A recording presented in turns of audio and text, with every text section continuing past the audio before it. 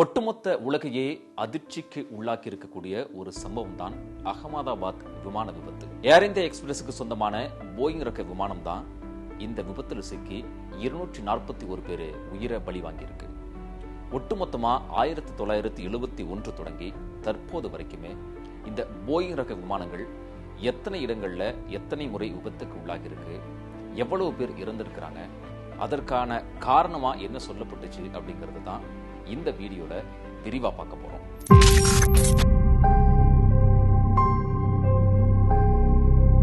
ஆயிரத்து 1971 வருடம் மே 31 டெல்லியில இந்த போயிங் ரக விமானம் விபத்துக்குள்ளாகுது. டெல்லியில இருக்கக்கூடிய சர்வதேச விமான நிலையமான இந்திரா காந்தி சர்வதேச விமான நிலையத்துல தரை இறங்கக்கூடிய நேரத்துல இந்த விமான விபத்து அப்படிங்கிறது நிகழுது. அப்போ இந்தியன் ஏர்லைன்ஸுக்கு சொந்தமாக இருந்த போயிங் 737-2A8 இந்த விமானம் தான் விபத்துக்கு உள்ளானுச்சு. இந்த விமானத்துல 65 பேர் பயணம் செஞ்சாங்க, 48 பேர் பலியாகி இருந்தாங்க, வெறும் 17 பேர் மட்டுமே உயிர் பிழைக்கக்கூடிய ஒரு சூழல் ஏற்பட்டுச்சு. இதற்கு காரணம் என்ன அப்படின்னு சொல்லப்பட்டுச்சுன்னு பார்க்கும்போது, அந்த இந்திரா காந்தி சர்வதேச விமான நிலையத்துல தரையிறங்கக்கூடிய அந்த நேரத்துல புழுதி காற்று அப்படிங்கிறது அந்த நேரத்துல ரொம்ப அதிகமாகவே இருந்துச்சு. அப்போ தரையிறங்குறதுல ஒரு சின்ன தடுமாற்றம் இருந்துச்சு. அது மட்டும் கிடையாது, அங்க போகக்கூடிய உயர் அழுத்த அந்த மின்சார கம்பியில விமானம் உரசியதால இந்த விபத்து நிகழ்ந்தது அப்படின்னு சொல்லப்பட்டுச்சு.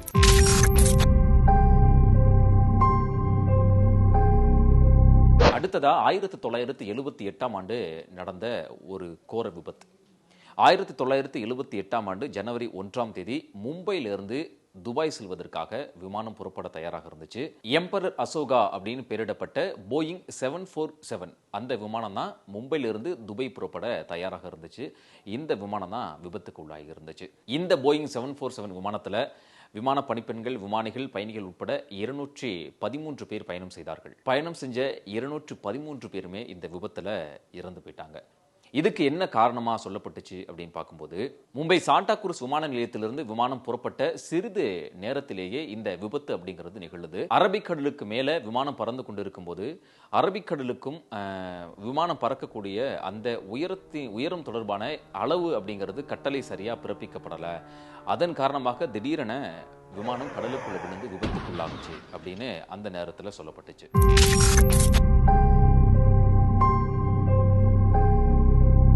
1988 வருடம் அகமதாபாத் நடந்த ஒரு விமான விபத்து.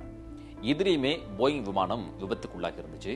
1988 அக்டோபர் மாதம் இந்த விபத்து அப்படிங்கிறது நிகழ்ந்தது. இந்தியன் ஏர்லைன்ஸுக்கு சொந்தமான போயிங் ரக விமானம் அகமதாபாத் விமான நிலையத்தை நெருங்கும் போது இந்த விபத்து அப்படிங்கிறது நிகழ்ந்திருக்கு. இந்த விமானத்துல பலியானவர்களுடைய எண்ணிக்கை அப்படின்னு பார்க்கும்போது 133, அதாவது 135 பேர் பயணம் செஞ்சாங்க. அதுல 133 பேர் பலியானாங்க. 2 பேர் மட்டுமே உயிர் பிழைக்கக்கூடிய ஒரு நிலை இருந்துச்சு. காலையில 6:20 மணிக்கு விமான நிலையத்தை அந்த விமானம் நெருங்கி இருக்கு. 6:20 தரையிறங்க வேண்டிய விமானம் அந்த ரன்வேன்னு சொல்லக்கூடிய அந்த ஓடுபாதையை விமானிகள் இருவருமே கவனிக்கிறாங்க. அங்க பனிமூட்டம் அதிகமா இருந்த ஒரே காரணத்தினால அவங்களால அந்த ரன்வேன்னு சொல்லக்கூடிய ஓடுபாதையை கவனிக்க முடியல. ஆனாலும் கூட 500 அடி கிட்ட அந்த விமானம் இறங்கிருச்சு. தரைக்கும் அந்த விமானம் பறக்கக்கூடிய உயரத்திற்கும் 500 அடி அப்படிங்கிறது இருக்கு. இந்த 500 அடி டிஸ்டன்ஸ்ல விமானத்தை உடனடியா தரையிறக்க கூடாது அப்படிங்கிறது விதி. ஆனா என்ன செஞ்சிருக்கிறாங்க அப்படின்னு பார்க்கும்போது, தரையிலிருந்து 500 அடி உயரத்துல விமானம் பறந்து கொண்டிருக்கும் போது விமானம் உயரம் இழப்பதை விமானிகள் கவனிக்க தவறி இருக்கிறாங்க. அதனால இந்த ஒரு விபத்து நிகழ்ந்தது அப்படின்னு சொல்லிட்டு விசாரணை அறிக்கையின் மூலமா தெரிய வந்திருக்கு.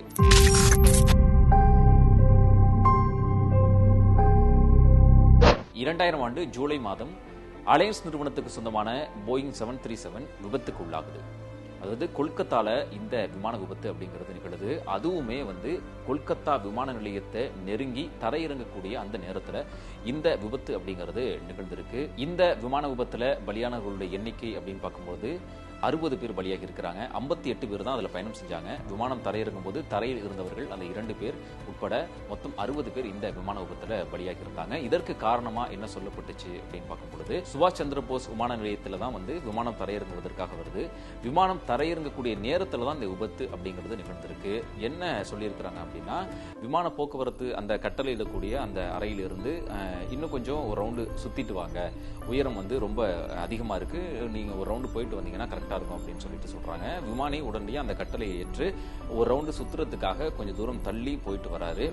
அப்படி போயிட்டு வரும்போது விமானம் தரையிறங்கக்கூடிய அந்த நேரத்தில் என்ன ஆகுது அப்படின்னாக்க, அதனுடைய அந்த உயரத்திற்கு இருக்கக்கூடிய அந்த வேகம் அப்படிங்கிறது வந்து உடனடியா விமானம் ஸ்பீடா கீழே இறங்கக்கூடிய ஒரு நிலை அப்படிங்கிறது ஏற்படுது. இதுல தான் இந்த விமான விபத்து அப்படிங்கிறது நிகழ்ந்தது.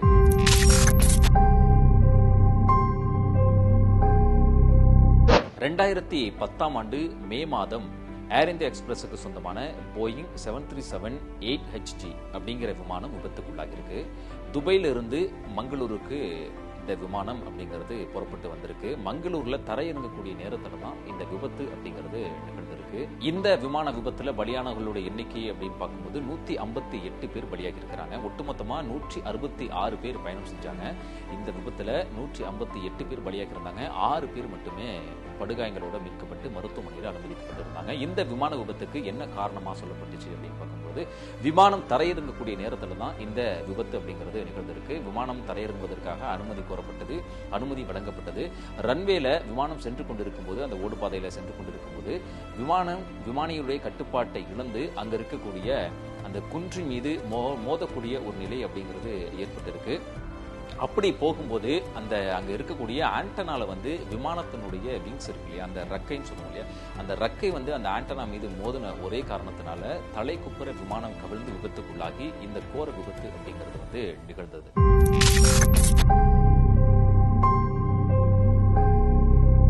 2018ஆம் ஆண்டு இந்தோனேஷியா நாட்டில் தான் வந்து இந்த ஒரு விபத்து அப்படிங்கிறது நிகழ்ந்திருக்கு. அதாவது இந்தோனேஷியா நாட்டில் இருக்கக்கூடிய லயன் ஏர் சொல்லக்கூடிய அந்த விமான நிறுவனத்துக்கு சொந்தமான போயிங் 737 மேக்ஸ் 8 அப்படிங்கிற விமானம் தான் விபத்துக்கு உள்ளாகி இருந்தது. இந்தோனேஷியாவில் இருக்கக்கூடிய ஜகார்த்தா விமான நிலையத்திலிருந்து புறப்பட்ட சிறிது நேரத்திலேயே விமானம் விபத்துக்குள்ளானது. அதாவது இந்த விமான விபத்தில் 189 பேர் பலியான ஒரு சோக நிகழ்வு அப்படிங்கிறது 2018ஆம் வருடம் நிகழ்ந்திருந்துச்சு. இந்த விமான விபத்துக்கு காரணமாக சொல்லப்பட்டது என்ன அப்படின்னா, சென்சார் பிரச்சனை தான் அப்படிங்கிறது சொல்லப்பட்டுச்சு. விமானியுடைய கண்ட்ரோல் மீறி சென்சார் பிரச்சனை காரணமாக கடல்ல விழுந்து இந்த விமானம் விபத்துக்குள்ளாகுச்சு அப்படின்னு சொல்லப்பட்டுச்சு.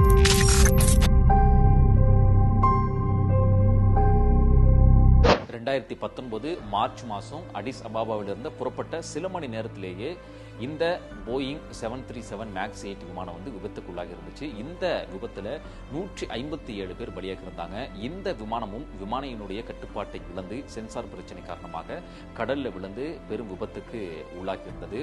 இந்த 2018ஆம் வருடமும் சரி 2019லும் சரி போயிங்களுடைய 737 மேக்ஸ் 8 விமானம் விபத்துக்குள்ளானது வந்து பெரும் பேசு பொருளாக உலகம் முழுக்க மாறி இருந்தது. எதற்காக போயிங் விமானம் தொடர்ந்து விபத்துக்குள்ளாகிட்டே இருக்கு அப்படிங்கிற ஒரு பேசு பொருள். அப்போ அதாவது ஒரு விபத்து நடந்து அடுத்த 5 மாதங்கள்ல திரும்பவும் அதே விபத்து நடக்குது. இந்த இரண்டுமே கடல்ல விழுந்து விமானங்கள் நொறுங்கக்கூடிய இந்த நிகழ்வு அப்படிங்கிறது நடக்குது. இதன் காரணமாக இது மிகப்பெரிய அளவுல ஒரு பேசு பொருளாக மாறி இருந்தது. அதனால ஒரு குறிப்பிட்ட காலம் வரைக்குமே போயிங் ரக விமானங்களை இயக்கக்கூடாது, அனைத்தையும் திரும்ப பெறணும் அப்படிங்கிற ஒரு கட்டளை பிறப்பிக்கப்பட்டு விமானங்கள் போயிங் ரக விமானங்கள் மட்டும் சிறிது காலம் இயக்காமல் நிறுத்தி வைக்கப்பட்டு இருந்தது.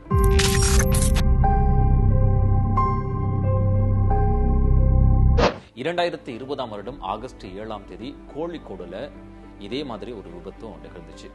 அந்த கொரோனா டைம்ல மக்களை வந்து மீட்டு வெளிநாட்டில் இருக்கக்கூடிய மக்களை வந்து இந்தியாவுக்கு திரும்புவதற்கான சிறப்பு ஏற்பாடு அப்படிங்கிறது செய்யப்பட்டிருந்துச்சு. ஏர் இந்தியா எக்ஸ்பிரஸுக்கு சொந்தமான போயிங் 737-8HG இந்த விமானம் தான் அதில் ஈடுபட்டிருந்தாங்க. துபாயிலிருந்து விமானிகளை ஏற்றிக்கொண்டு கோழிக்கோடுக்கு வந்து கொண்டிருந்த விமானம் திடீரென விபத்துக்குள்ளாகி இருந்த ஒரு சோக நிகழ்வு நடைபெற்றிருந்தது. இந்த விமானத்தில் பலியானவர்களுடைய எண்ணிக்கை அப்படின்னு பார்க்கும்போது அது 21ஆக இருந்தது. ஒட்டுமொத்தமாக 190 பேர் பயணம் செய்திருந்தார்கள்.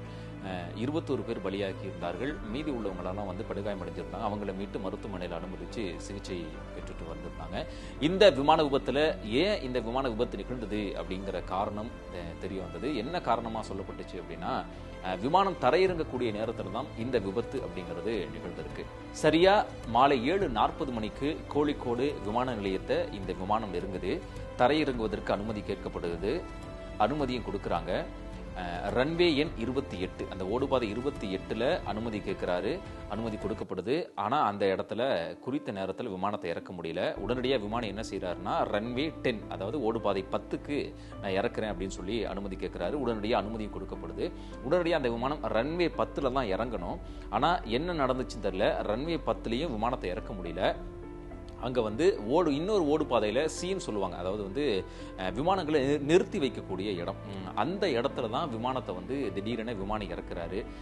என்ன தொழில்நுட்ப கோளாறு என்ன அப்படிங்கிறது, என்ன சிக்கல் அப்படிங்கிறது தெரியல. ஆனா மழையே ஒரு காரணமா சொல்லியிருந்தாங்க.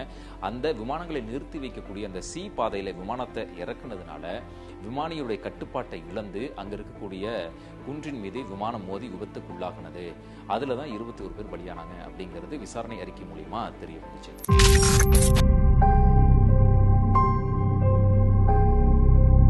அதனைத் தொடர்ந்து தற்போது 2025 இந்த வருடம் இப்போ குஜராத்தில் அகமதாபாத்தில் இப்படி ஒரு கோர சம்பவம் அப்படிங்கிறது நிகழ்ந்திருக்கு. ஒட்டுமொத்தமாக போயிங் ரக விமானங்கள் அடிக்கடி விபத்துக்குள்ளாகி உயிர் பலியை வாங்கி கொண்டிருப்பது அப்படிங்கிறது வந்து பயணிகள் மத்தியில் மட்டுமல்லாமல் விமானத்துறையை சார்ந்தவர்களிடையே ஒரு பெரிய அதிர்ச்சியையும் பெரிய கேள்வியையும் ஏற்படுத்தியிருக்கு. உடனுக்குடன் செய்திகளை தெரிந்து கொள்ள சன் நியூஸ் பெல் ஐகானை கிளிக் பண்ணுங்க.